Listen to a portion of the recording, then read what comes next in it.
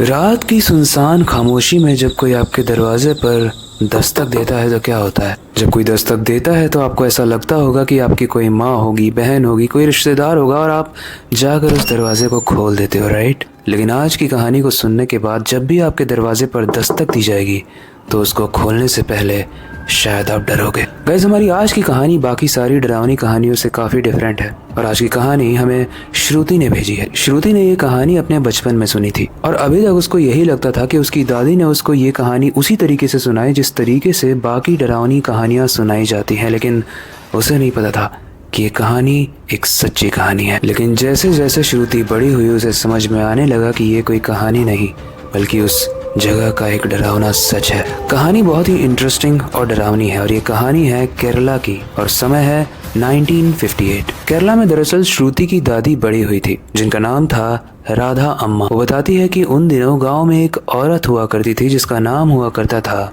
देवम्मा। जो नाम मैं आपको बता रहा हूँ उसे ध्यान से सुनना, तभी आपको स्टोरी और ज्यादा इंटरेस्टिंग लगेगी और अच्छे से समझ में आएगी। देवम्मा गाँव वालों से बहुत कम बात करती थी और वो गाँव के अंदर नहीं बल्कि गांव के बाहर जंगल में बनी हुई एक छोटी सी झोपड़ी में रहती थी। लेकिन सबसे स्ट्रेंज बात कि गांव वाले उस औरत से काफ़ी डरते थे क्योंकि वो ऐसा मानते थे कि देवम्मा काला जादू करती है। लेकिन इस कहानी में सिर्फ आप काला ही जादू नहीं देखोगे, इस कहानी में और भी ऐसे डरावनी एक्टिविटीज़ आएंगी जिसे जानने के बाद आप थर थर काँपने लगोगे। लेकिन वो हॉरर स्टोरीज।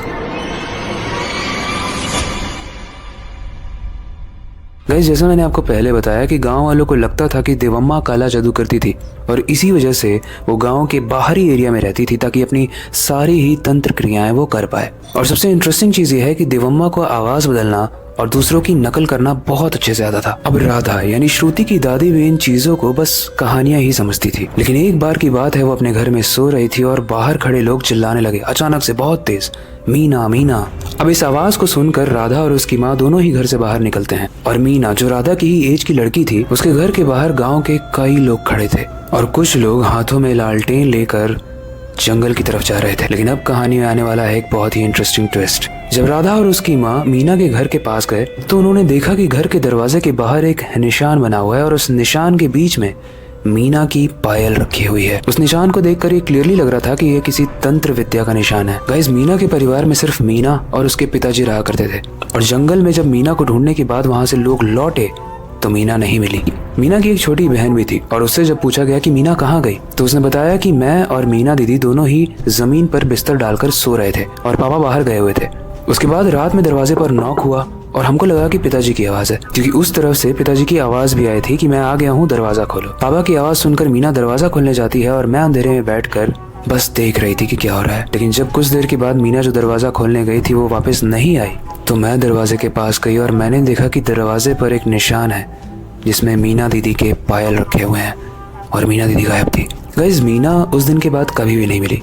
किसी को नहीं पता कि मीना गई कहाँ और इसके बाद ये सिलसिला रुका नहीं। बाकी के भी बच्चे बहुत तेज से उस गांव से गायब होने लगे। सब जानते थे कि देवम्मा तंत्र जानती है। शुरू में तो लोग उसे बेचारी मानते थे लेकिन धीरे धीरे उस देवम्मा को लोगों ने तंत्र किया करते हुए अपनी आंखों से देखा। लोग उससे काफी दूर रहने लगे थे। लेकिन जब ये घटना हुई तो सब शॉक में हो गए, लेकिन किसी के भी पास कोई भी सबूत नहीं था कि ये काम उसी ने किया है। सब देवम्मा पर इल्जाम लगाना शुरू कर देते हैं कि देवम्मा ने ही ये सब कुछ किया है और इस चीज को प्रूव करने के लिए लोग अब उस पर नजर रखने लगते हैं। गांव के कुछ नौजवान ये डिसाइड करते हैं कि देवम्मा पर नजर रखेंगे और ये जानने की कोशिश करेंगे कि देवम्मा ही है जो ये सब कुछ कर रही है या फिर कोई और है जो इस गांव के बच्चों को गायब कर रहा है। अगले दिन सब नजर बचाकर उसका पीछा करने लगे। जब भी वो अपनी झोपड़ी से बाहर आती थी और वापस जाती थी तो सब उसके पीछे पीछे जाते थे ये देखने के लिए कि वो कर क्या रही है। कुछ लोगों ने नोटिस किया कि देवम्मा जंगल में पड़ी हुई टेढ़ी मेढ़ी लकड़ियों को इकट्ठा कर रही है, कुछ पत्तों को इकट्ठा कर रही है और कुछ गिरे हुए पुतलों को भी इकट्ठा कर रही है और वो ये सब कुछ अपने झोले में भर कर अपने घर के अंदर जाती है। और जब जो लोग इस पर नजर रख रहे थे वो बाहर से घर के अंदर झांक रहे होते हैं तो वो ये देखते हैं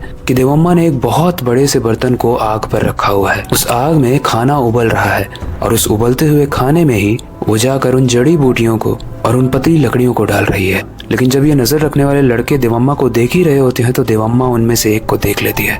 वो लोग डर जाते हैं लेकिन लगभग 3 लोग साथ में होते हैं तो वो बोलते हैं कि हमें डरने की जरूरत नहीं है, हमें इसका सामना करना पड़ेगा। इसलिए अब वो उस घर के अंदर चले जाते हैं। देवम्मा हंसते हुए बोलती है, क्या हुआ बच्चों, तुम लोग परेशान लग रहे हो। वो लोग बोलते हैं कि ये सब तूने ही किया है ना, जितने भी बच्चे गायब हो रहे हैं सब तूने ही किया है ना।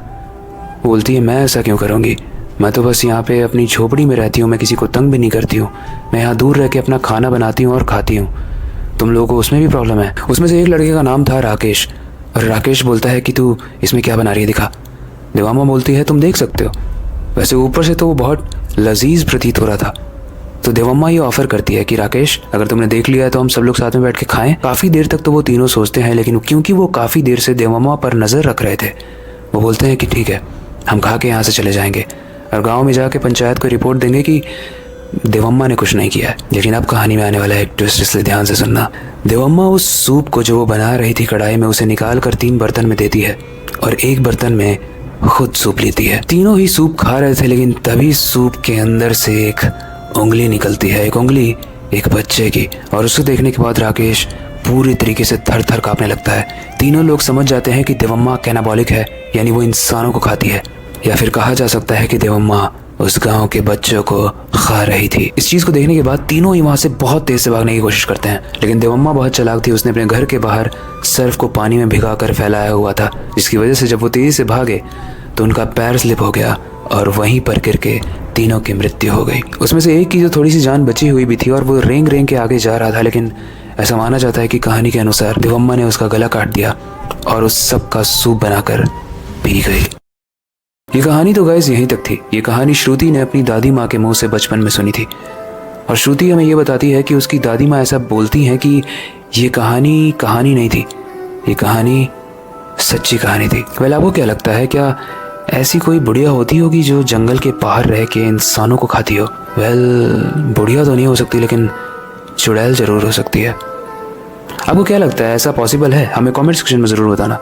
वेल, बहुत लोग बोलते हैं कि पॉजिटिव एनर्जीज होती हैं, उसी तरीके से नेगेटिव एनर्जीज भी होती हैं, यानी सकारात्मक और नकारात्मक एनर्जीज। बाकी आपको जो भी लगता है आप हमें कमेंट सेक्शन में बता सकते हो। आई होप आज की कहानी आपको इंटरेस्टिंग लगी होगी, डरावनी लगी होगी और डिफरेंट लगी होगी। लेकिन ये कोई अंत नहीं है, ये ऐसी कहानियों की शुरुआत है, इसलिए आगे आने वाली कहानियों को मिस बिल्कुल भी मत करना अगर आपको हॉरर स्टोरीज पसंद है। बाकी हमेशा की तरह वक्त आ चुका है इस स्टोरी का अंत करने का और नई स्टोरी पर काम शुरू करने का। लेकिन जाने से पहले मैं हमेशा की तरह एक ही चीज़ कहना चाहूँगा, अपनी क्यूरियोसिटी को डाय मत होने देना। नई चीज़ें सीखते रहना अपने बेड के नीचे, और खिड़की के बाहर ज़रूर देख लेना कहीं देवम्मा तो नहीं खड़ी है।